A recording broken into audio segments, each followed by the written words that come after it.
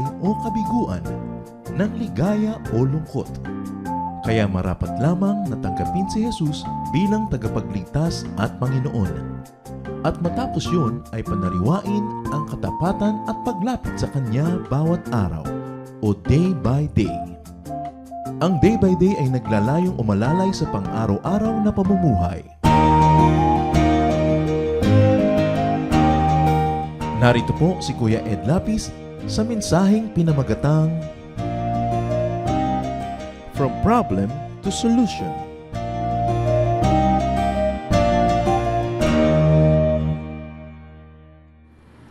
Marami mga tao may mga mabibigat na problema at pag naisip mo yung problema nila, kabisan parang gumagaan yung problema mo.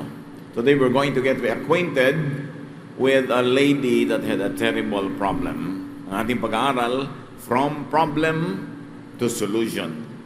Salamat Panginoon dahil bawat katapat ng problema ay solusyon. Give us wisdom that we may learn from our reading today. That we may learn from you. So be our speaker, be our teacher, empower us, guide us. Meanwhile, Father, we ask for cleansing. Patawarin niyo po kami sa aming mga kasalanan. Linisin niyo po kami. Walang maging sagabal para dumaloy ang pagpapala niyo sa aming buhay. Palakasin niyo po ang aming katawan, patalasin ang aming isip, paglayain ang aming espiritu na makipagniig sa inyo. Be our speaker.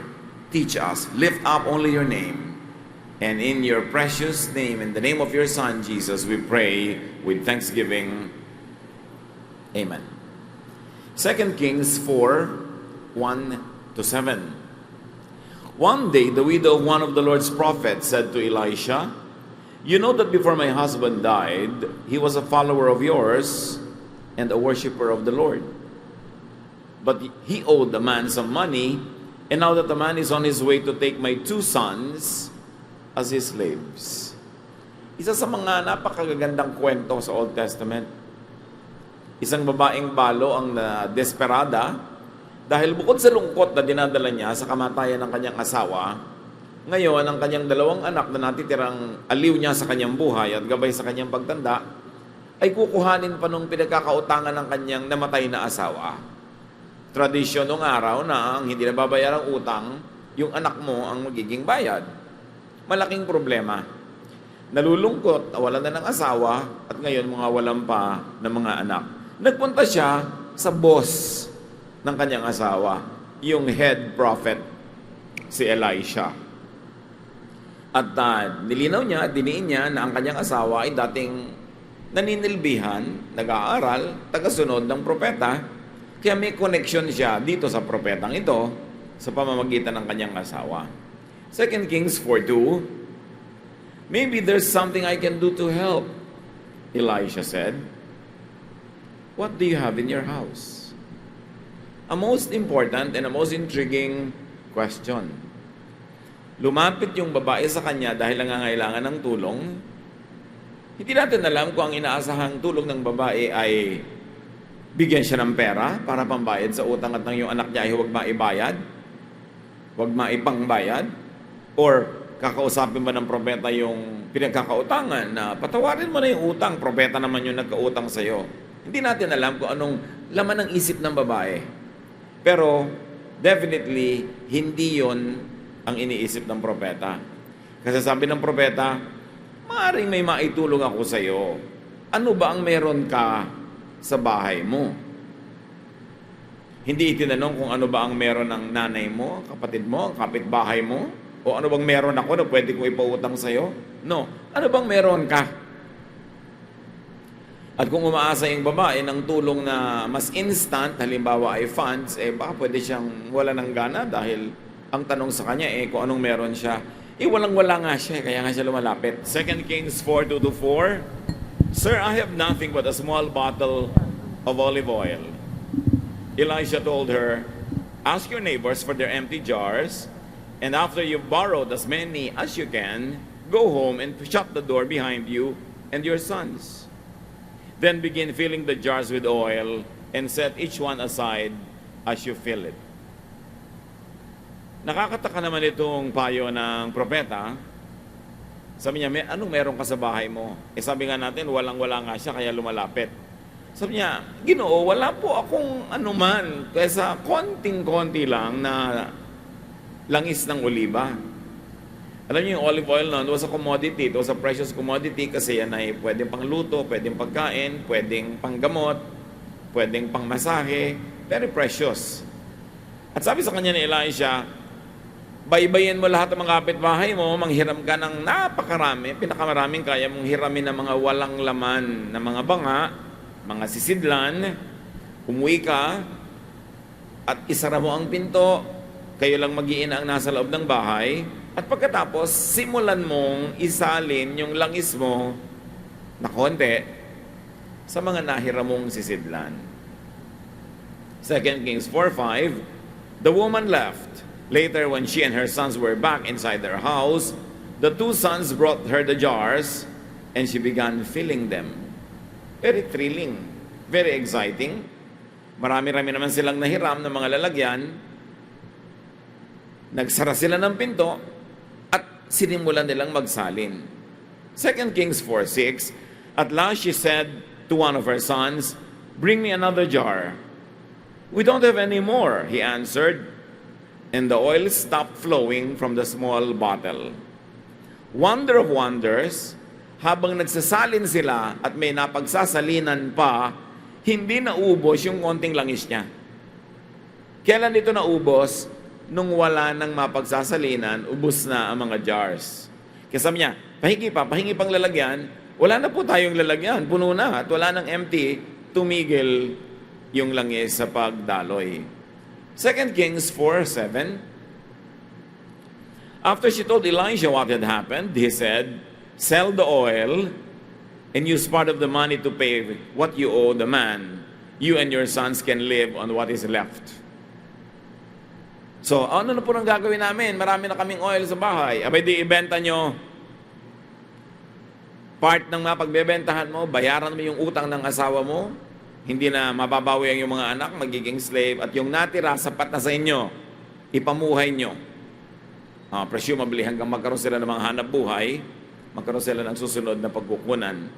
So that was the problem, and all the solutions embedded in the problem. How the problem was solved is very, very interesting, and it is our interest now, how the problem was solved, or what she needed, which was the problem, and what she had, and what she did. Very important. So the problem was solved by looking at what she needed, and then what she had, and what she did. First of all, she needed money. Sino kaya sa mga tao ngayon din sa bulwagan na ito ang hindi yan ang need? Kahit naman dumadami yung pera mo, sabi ng Solomon, dumadami din yung bayarin, dumadami ang gastos, may kailangan ka pa rin. She needed money to pay up so that she would not have to give up her sons. But what she had, isa-isahin natin, kasi mukhang walang-wala siya but she had a prophet husband, although past tense na, patay na, dead, but still useful. Marami nga kung kailan naging dead o naging useful lalo kung may insurance. So, he was dead but still useful, dahil may connection siya sa kanyang head prophet. And what did she do? This woman, she capitalized on the goodwill of her husband, on his goodwill, and on his connection. So, that she had at home. She had a dead husband that had a good reputation and had friends. So, ang lesson agad sa atin, lalo sa mga magulang, mag-iwan, magpamana ng goodwill. Para ang iyong mga iiwan, meron man lang mabalikan, mapuntahan, matakbuhan, na alang-alang sa iyo at sa iyong alaala ay tutulungan ng mga naulila. So she also had a prophet connection. She had a husband and she had a connection all the way to God. This was not a simple connection. He was a prophet. Elisha, one of the most celebrated prophets of the Bible. And then what she do? What did she do? She approached the one who could and who would help. Dapat ngayon pa lang umaandar na yung guni-guni natin mga kapatid para yung mga sarili nating problems, mahanapan natin ang solutions, lesson from this story. She approached the one who could help. What's the point in approaching someone who's willing to help but cannot help anyway? And then she approached someone who also would help. What's the point if they could help but would not?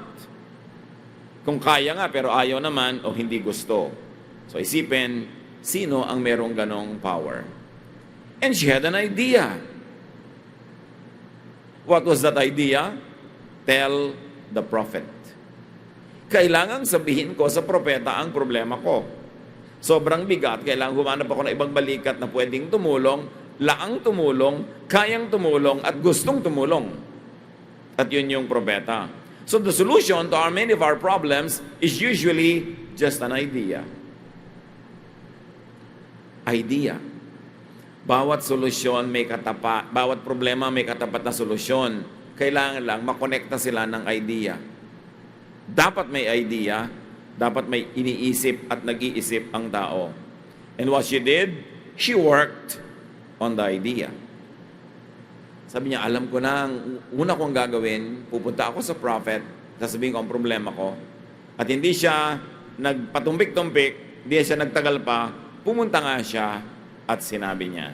Marami sa atin, maraming ideya, pero walang aksyon. Alam mo yun ang gagawin mo, tama. O sige, kukuha ko na insurance. Kailan? Sige, sabihin ko sa iyo, biglang namatay ka na bigla, wala na insurance. Kung kukuha ka rin lang, kumuha ka na ngayon kasi unang hulog mo pa lang, pag bigla ka na dedo, covered ka na. Act on the idea, especially if it's a good idea. Meron naman mga tao, act ng act, wala namang ideya. Suntok-suntok sa buwan, kung ano-anong pinagagagawa, walang plano. Hindi rin yun magwo-work. So she had a good idea, and she acted on the idea in a very timely manner. Kasi kung pinatumpik-tumpik pa niya, pinatagal-tagal, baka dumating na yung pinagkakautangan, nakuha na yung mga anak niya bago pa siya nakakilos. Do not, sabi nga ni Manuel L. Quezon, do not live for tomorrow what you can do for today. Natatandaan niyan yung mga nag-elementary na noong mga 1960s, Quezon Code of Ethics. Do not live for tomorrow what you can do for today. Nawala na yan nung araw pagka mga flag ceremony pag Monday, may mga nagre-recite ng mga Quezon Code of Ethics. And it gets instilled in you. Manners, etiquette. Kailangan huwag yung manya na habit. So the prophet did not give her money. The prophet gave her another idea in answer to her idea. Her idea was to go to the prophet, so the prophet gives her another idea. If the woman was thinking of money, the prophet gave her something better. Pag mayroon tayong financial problem, mga kapatid, hindi pangungutang ng pera ang laging pinakamagandang solusyon. Or hindi pera agad o cash ang pinakamagandang solusyon. Kung yun ang pinakamagandang solusyon, nanalangin na sana yung propeta, naghimala ang Diyos, may pera, o eto na yung pera. But God does not work that way. The prophet did not give her a dole out, but the prophet gave her a project. Binigyan siya ng isang proyektong mapagkakakitaan. What else did the woman have? The woman had courage. Ang mga babae nung araw, hindi basta-basta lumalapit sa lalaki, lalo yung lalaki na yun mataas ang ranggo sa lipunan at sa pananampalataya. Pero may lakas ng loob o nilakasan ng loob ang babae na ito at lumapit siya sa propeta. Talo ang mahiyain. Lalo kung byuda ka, mahiyain ka, magiging alipin ng mga anak mo. Ang mga anak ng mga mahiyaing magulang, dehado, talo, ipinapatalo dahil nahihiya. Tanggalin nyo yung hiya sa buhay. Ang ikahiya mo lang yung masamang ginagawa. Pero yung lalapit ka, hihingi ka ng tulong. Lahat naman nga kailangan ng tulong. Tiyakin mo lang na hindi ka naman laging ikaw na lang yung humihingi. Pamisa-misa ikaw naman magbigay. O pagpahingahin mo naman yung hinihingan mo, hindi parate. Pero hindi nakakahiya na humingi ng tulong sa oras ng kagipitan. Hindi nakakahiya na magpaalala kahit sa employer mo na Deserve mo na ang raise kasi ang tagal-tagal mo na, ang galing-galing mo, ang husay-husay mo, wala pa. Hindi nakakahiya na i-demand mo kung ano yung what is rightfully yours. Kung namatay ang asawa mo, nag-aagaw-agawan sa mana yung mga pamilya niya, mahiyain ka, talo ng anak mo. Dapat ang tao hindi mahiyain, lalo may umaasa sa'yo. So talo pagka mahiyain ang tao. Hindi naging katalunan ng mga anak ngayon dahil itong babaeng to may lakas ng loob. And then what she had, the star of all the things she had, was some oil at home. Sabi ng propeta, what do you have at home? And this is a godly way to solve problems. What do you have? What is your strength? What is it in you that can become a solution? Dapat naman mayroon kayo kahit konting sariling oil sa bahay. Have something. Kahit nung naghimala si Jesus, pagpapakain ng 5,000 lalaki plus women and children, merong something. 2 maliliit na isda at 5 pirasong maliliit na tinapay, pinarami. Pero kung wala ni isang isda at wala ni isang tinapay, anong paparamihin? 0 times 10 is 0 pa rin. Kailangan bigyan mo ang Diyos ng something to bless. Gusto mong pumunta sa exam, pumasa? Mag-aral ka at yung alam mo, ma-bless niya dumami habang sumasagot ka ng mga tanong. Gusto mong umunlad sa buhay? Maghanap buhay ka, kumita ka ng kahit konti para paramihin ang Diyos, paunlarin ang kinikita mo. Hindi yung wala ka namang kinikita, gusto mo pang gumastos. Hindi dinadaan niya sa dasal. Kailangan meron kang something. So, bigyan ng Diyos ng mga paghihimalaan. Huwag walang-wala. Boring yung laging walang-wala ako. Ang haba-haba na ng buhay mo, walang-wala ka pa. Bakit naman walang-wala ka? Sobra ka naman successful sa pagiging wala. Pagka lagi kang wala, may kasalanan ka na rin doon. Liban na lang, as I always love to say, na sobra ka matanda, sobrang bata, o sobrang may sakit. Pag willing kang ihampas ang katawan mo sa trabaho, hindi ka pwedeng walang-wala. Meron at meron, magkakaroon. And what we learn here is what we already know. Little becomes much when you place it in God's hands. Line yan of a song. Little becomes much when you place it in God's hands. At ganun ang miracle. Meron kang konti, paparamihin ng Diyos. Meron kang konting effort, paparamihin niya. To the best of your ability, ha? And what she did, she committed her own resources. Itinaya niya yung sarili niyang konting langis. Marami mga tao hindi nasosolve ang problema kasi gusto nila wala silang gastos. Iba ang gagastos, sosolve ng buo nilang problema. Gusto nila wala silang hirap, iba ang maghihirap, iba ang gagawa ng buong project. Ide-deliver na lang sa kanila yung tubo. Kailangan kasali ka sa hirap. At kung ano man ang meron ka, itaya mo doon. Kasi pag nakataya yung resources mo, mas pagsisikapan mong maging matagumpay. Kaya yung mga bumibili ng mga franchises, yung gusto mag-franchise ng, halimbawa ay buko o kung ano mang maliit na tindahan, ang requirement, ikaw ang tatao sa tindahan mo. At saka meron ka talagang cash outlay para sikapin mong umunlad yun dahil may nakataya ka eh. Gusto mong magtagumpay yung project. Marami mga tao hindi nasosolve ang problema kasi ayaw nilang magastusan, ayaw nila mahirapan, gusto nila charity. What else did she need? Remember, a need is a problem here and we are looking for solutions. She needed bottles. She needed jars. Lots of them. But what she had was only what was at home. But she had neighbors who had the bottles, the jars. And obviously, she had goodwill. Wala siyang jar, pero may mga kapitbahay siyang may jar. Ngayon, kung siya'y palaaway na babae, nakikipagkagalit sa mga kapitbahay, goodbye solution to the problem.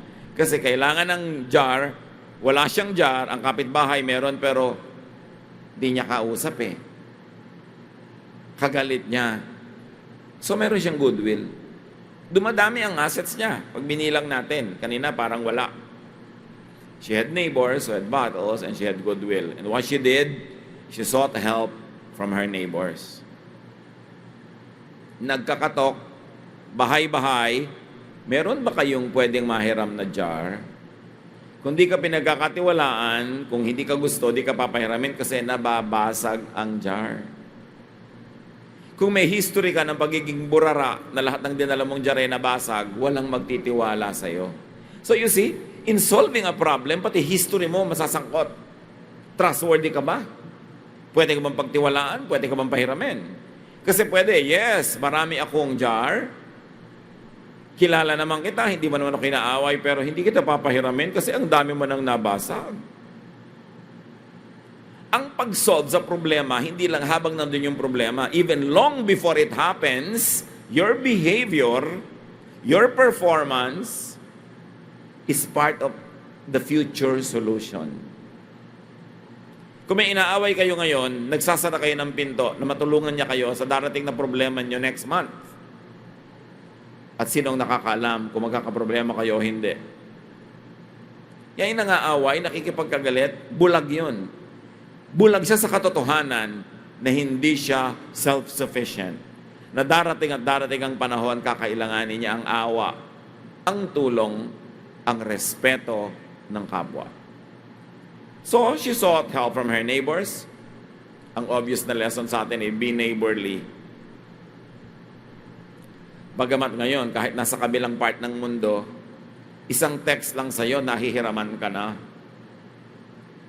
So, maging neighborly ka talaga lalo. Plant what you want and what you will need to harvest.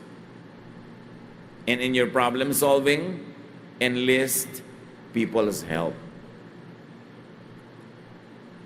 Napaka-importante pala dito yung kanyang pakikisama, pakikitungo doon sa head prophet. Ngayon sa kanyang mga kapitbahay din. So what she needed was help. But what she had was a dead husband, a living prophet, 2 sons, and people around her. Tell me, with all of this, put into the brew, alam nga namang hindi pa masolve ang problema niya. Tingnan mo lang yung listahan ng mga inilagay na assets na ilalagay ngayon, ima-marshal to solve her problem. Parang alam mo na masosolve ang problema eh. A dead husband with a good reputation, a living prophet, 2 sons, and a lot of people. The problem became parts of the solution. Remember that her problem were her 2 sons. Now her 2 sons were the main helpers in her endeavor. Sila yung mga katulong na nangolekta ng mga jars at katulong na nagsalin. And what she did, what she sought, people. Walang problemang sobrang bigat kung marami kang katuwang. Lalo kung willing sila and able na tumulong sa iyo. Many are able but are not willing. So you should ask yourself, why not? And many are willing but not able. It's not your problem, it's theirs. But to have people who are willing and able, don't ever lose them in your life. May mga tao nakikipagkagalit sa biyanan, sa manugang, sa kapatid, maging sa asawa, sa anak. It is foolish. Ang laki-laki na ng financial investment mo sa kanya, laki-laki na ng emotional investment mo, ang dami niya ng pinagsamahan, tapos aawayin mo, hahayaan mong inaway ka, hindi mo ginawa ng paraan para kayo magkasundo. It's to your big loss. Every person you lose in your life, in your social registry, is a loss. Dapat yan pinapahalagahan. So turn problems into solutions. And the lady realized one great thing, that in problem solving, people, not things, are the best assets. Ang tunay na napakalaki mong asset ay tao na makakasama mo, naniniwala sa iyo, makikibakas sa iyo.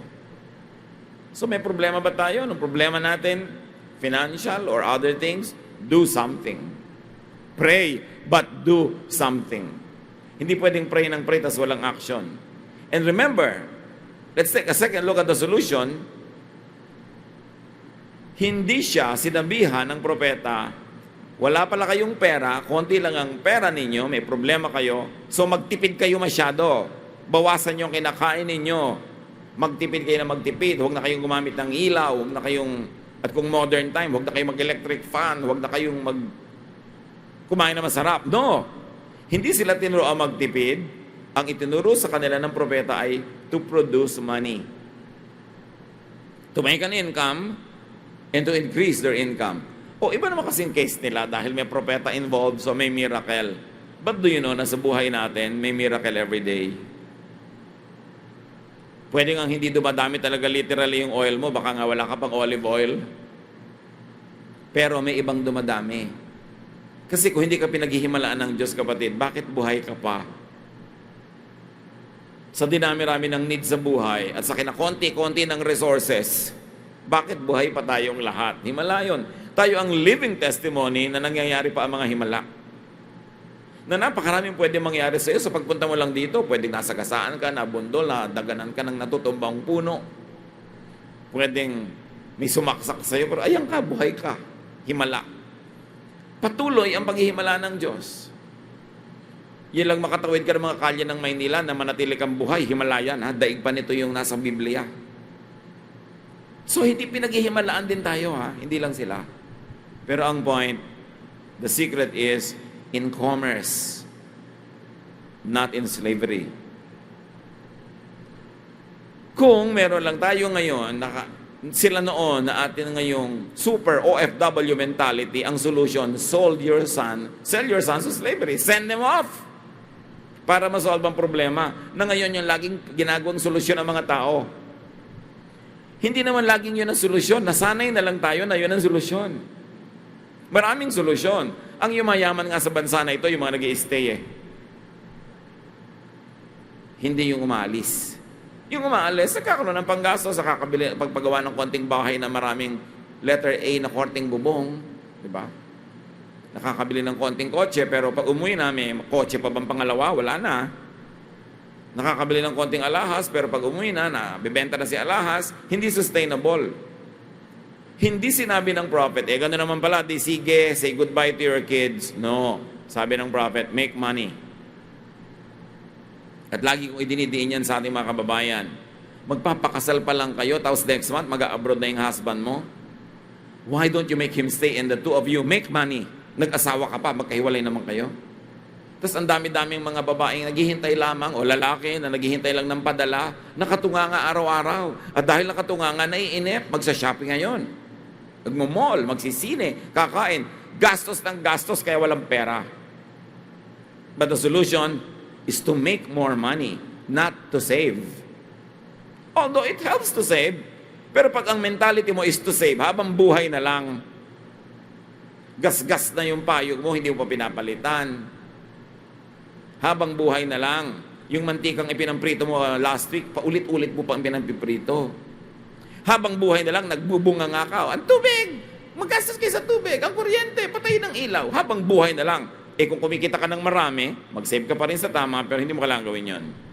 Get out of a mentality. It's a mentality that is the biggest prison. Ang mentality, kaya gusto natin magpagawa ng bahay, anak, mag-abroad ka. Kahit prostitute, nanay, oo, nadadaan na yan sa paligo ngayon, anak. Ang halaga, magkabahay tayo. Yung kumari ko, mas malaki ang bahay. Lagi na lang ang solusyon, itaboy ang mga tao. Tapos lulungkot-lungkot. Pag nalungkot naman, hahanap ng konting aliw. Nagkakakomplicate ang problema. Well, it is a band-aid solution.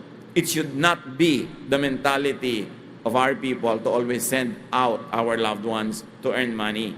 Ang mga yumayaman dito sa bansa natin, mga foreigner, bakit sila nandito? Dahil nagkakapera sila dito.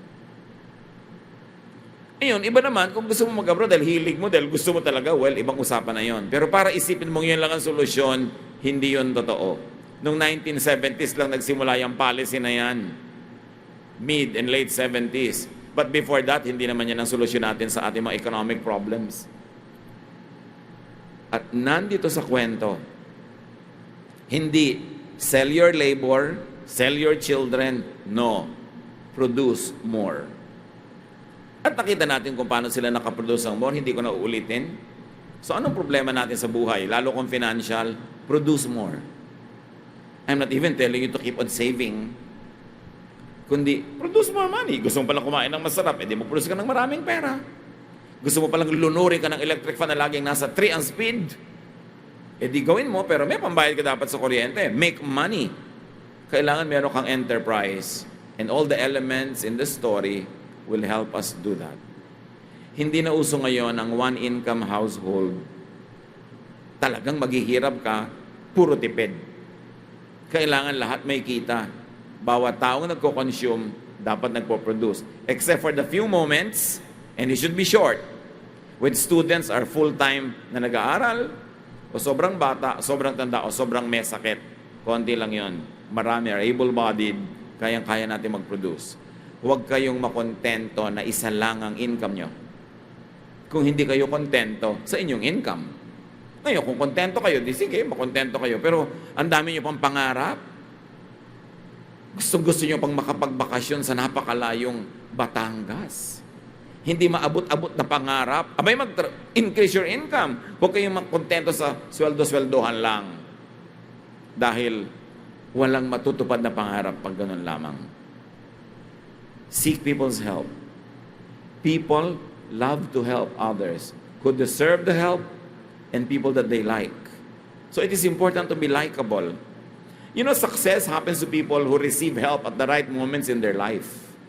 Everyone needs help, but people help only those they like. So be likable. It's important. Ama naming Diyos, napakaraming lesson na pwedeng mapulot sa kwentong ito. Dalangin namin ngayon, bigyan mo kaming karunungan, i-apply sa buhay namin. Hanapin yung mga equivalent sa buhay namin, nung prophet, nung oil, nung neighbors. Hanapin namin yung equivalent ng pagsisikap, ng character that will deserve the help of others. At nawa, Panginoon, kung meron man sa mga anak mo ngayon dito ang kinakapos, nagigipit, give them the idea that could get them out of this situation. It's always an idea. Nawa, Panginoon, kung makuha namin at matanggap yung ideya mula sa iyo, maging masipag kami to turn it into reality. Huwag kami maging kimi, dungo, mahiyain, at tumayo kami, Lord, to claim our destiny. You know the plans that you have for us. Plans to give us a hope, a future. Plans not to hurt us. Nawa, Panginoon, yung aming mga aksyon, maging tugma sa aming mga pangarap. Maging tugma sa mga ninanais namin sa buhay. Pagbulay-bulayan natin ng mga kapatid, hanapan ng personal application, and may the Lord let that oil flow. Remember, the oil stopped flowing nung wala nang lalagyan. So yung oil ni Lord sa buhay natin will stop flowing only pag wala nang lalagyan sa inyong buhay. Matatapon lang, masasayang lang, the blessing will stop. But as long as you are ready, willing, and able to receive the blessing, it will not stop. So if it stops, look at yourself and say, wala na pala akong lalagyan, ganito lang kaliit ang utak ko, ganito lang kaliit ang sipag ko, ganito lang kaliit ang pananalig ko, matatapon lang, masasayang yung blessing, so it will stop. Teach us, Lord. Teach us how to be deserving so that this blessing will keep flowing all our lives. Meditate on this, church.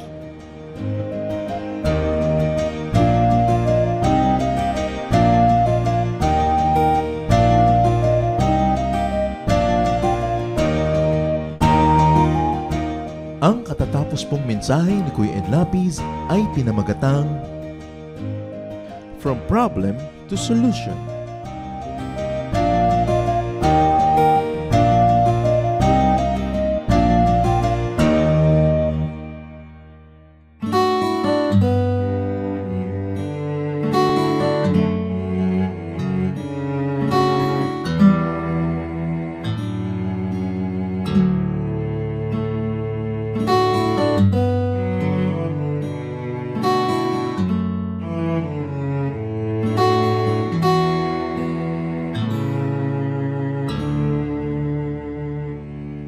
Aking damdamin, di mapalagay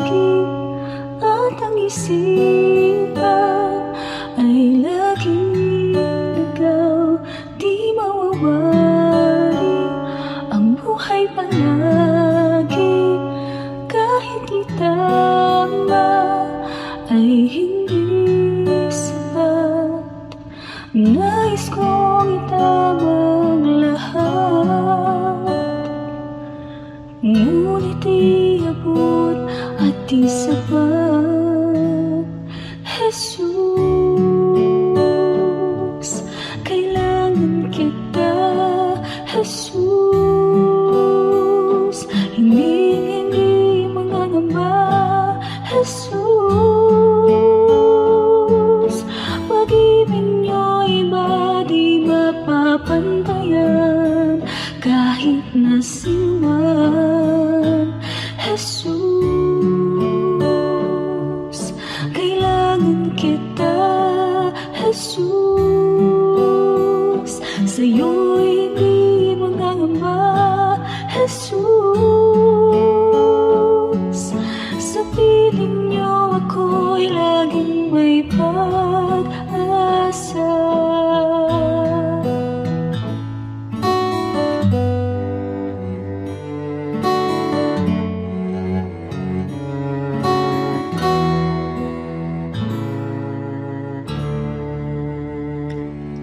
Aking damdamin, di mapalagi, at ang isipan ay laging ligaw, di mawawari ang buhay palagi. Kahit itama ay hindi sapat, nais kong itama ang lahat. Ngunit iabot at di sapat. Jesus, kailangan kita. Jesus, hindi mangangamba. Jesus, pag-ibig niyo iba di mapapantayan kahit na sino man. Jesus, kailangan kita. Jesus, sa'yo'y hindi mangangamba. Jesus, sa piling niyo ako'y laging may pag-asa. Jesus, kailangan kita. Jesus, hindi mangangamba. Jesus,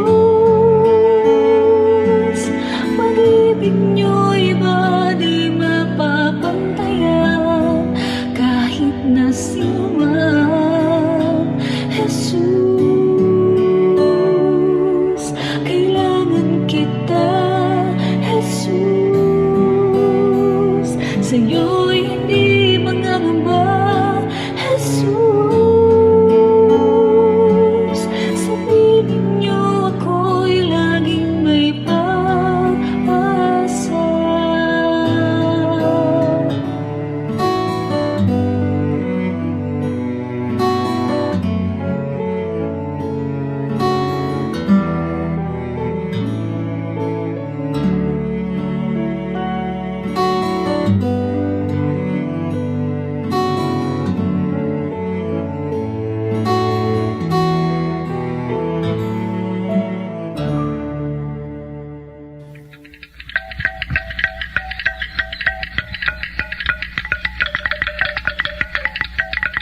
Maraming kayamanan ng ating bayan na dapat maipagmalaki at isa na rito ang ating musika. Napakarami ng mga instrumentong pangtugtog ng ating lahi. Isa na rito ang kulintang tamlang ng mga Maguindanao sa Cotabato.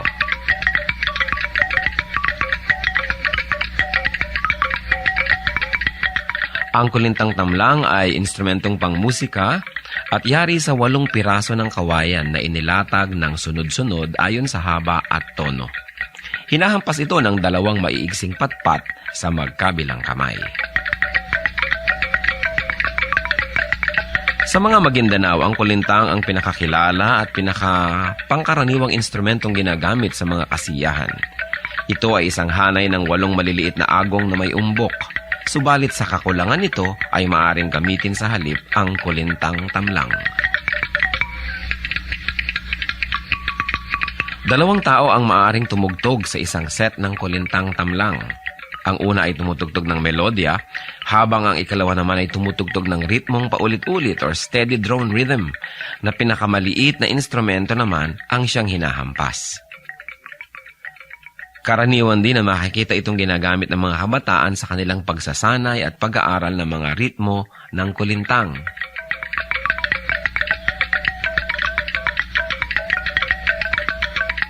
Yan ang kulintang tamlang ng mga Maguindanao sa Cotabato. Kayamanan hindi lang ng Maguindanao, kundi ng buong bayan. Marapat isuko sa Panginoon at gamitin sa paglikha ng musika sa pagsamba sa Kanya.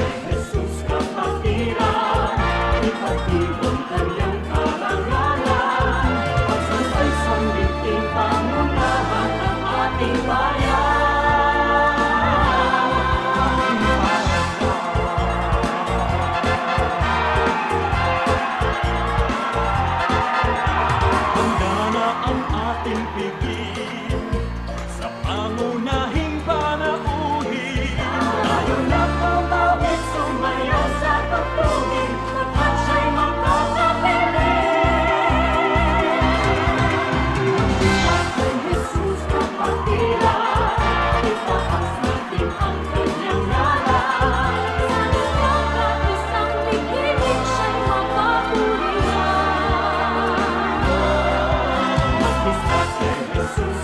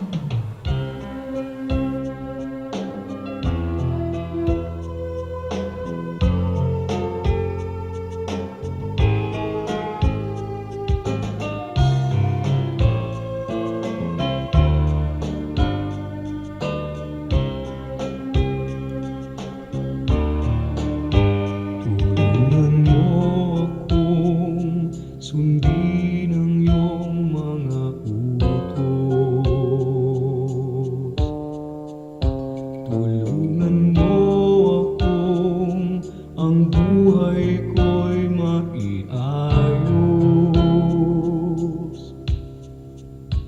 at sa mga tukso tulungan mong pigilin ang sarili ko. Tulungan mo akong maging tapat sa'yo.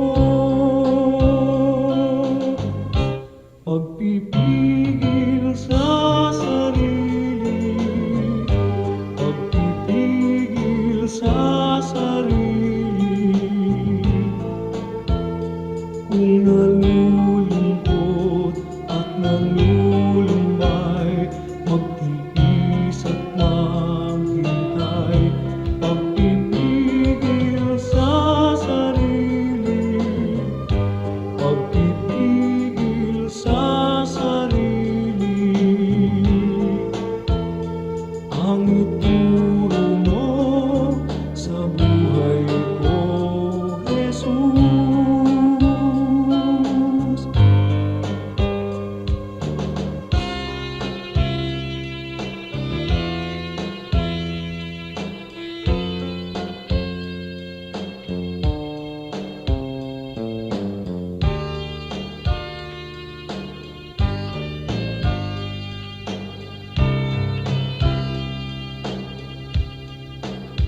At sa mga tukso'y tulungan mong pigilin ang sarili ko.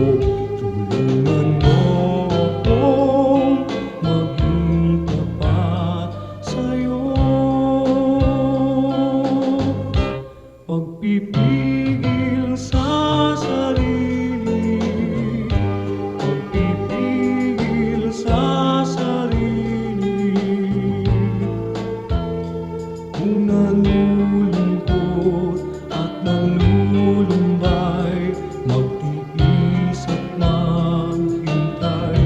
Pagpipigil sa sarili, pagpipigil sa sarili.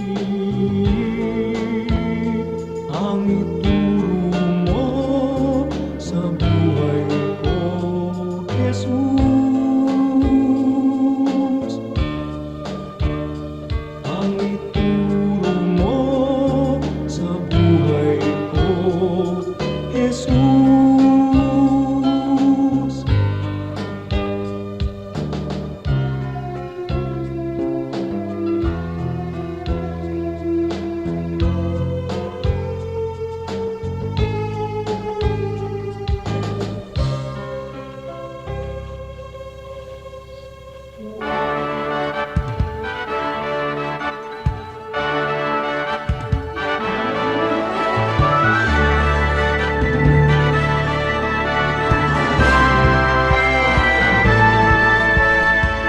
Ang iyong hirang dala, ang iyong ngalan, taglay ang ligaya ng kaligtasan. Alab ng puso sa aming dibdib ay kayo ang dahilan. Tawin ang nahihimling na damdamin, isingin ang aming yaring isipan. Tamang lakas ay gawin niyong alipin sa inyo ang pagsamba. Pagsamba, dalis ay napagsamba sa dakilang ngalan niya. Halina sa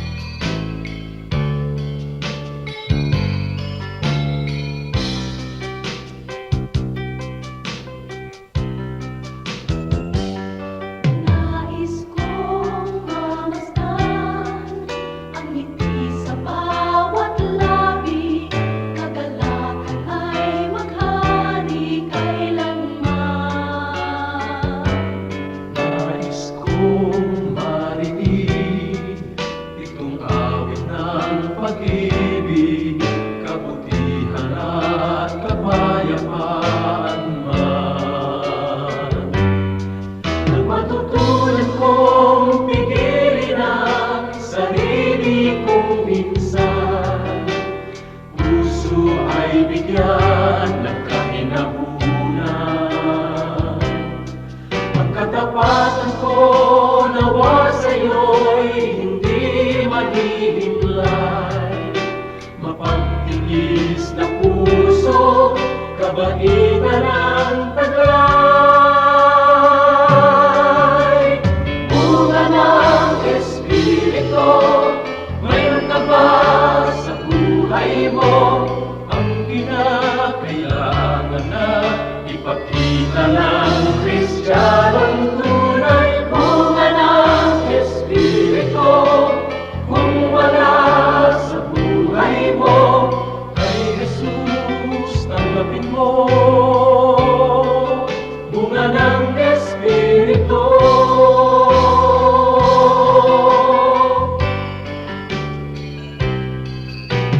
Kay Jesus tanggapin mo. Bunga ng Espiritu.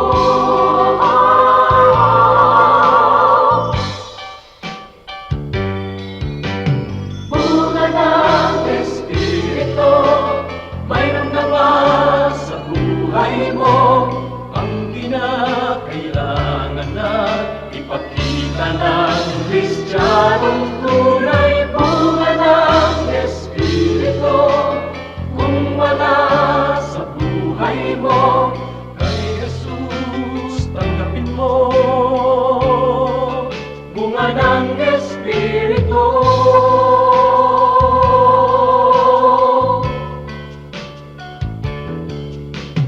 Kay Jesus tanggapin mo. Bunga ng Espiritu.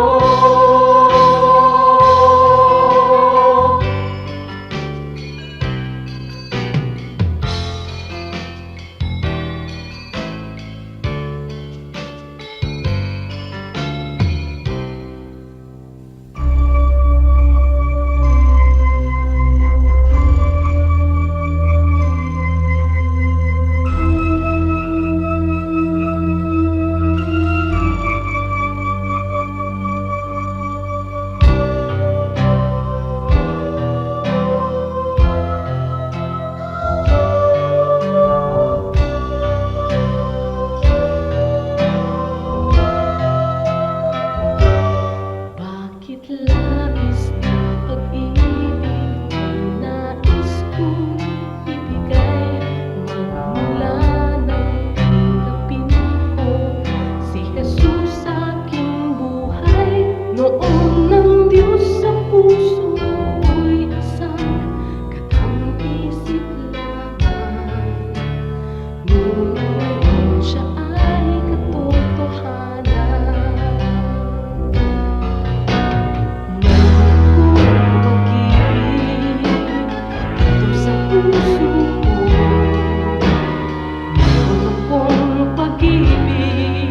Nais kong ibahagi lagi sa inyo. Mayroon akong pag-ibig na hindi mamamatay. Mayroon akong pag-ibig, ito ay panghabang buhay. Labis-labis na pag-ibig kung sa'yo'y naghihintay. Pag sa puso'y tanggapin mo si Jesus na siyang buhay. Noon ng Diyos sa puso'y isang katang-isip lamang.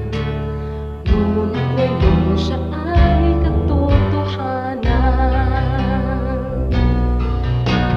Mayroon akong pag-ibig dito sa puso ko. Mayroon akong pag-ibig, nais kong ibahagi lagi sa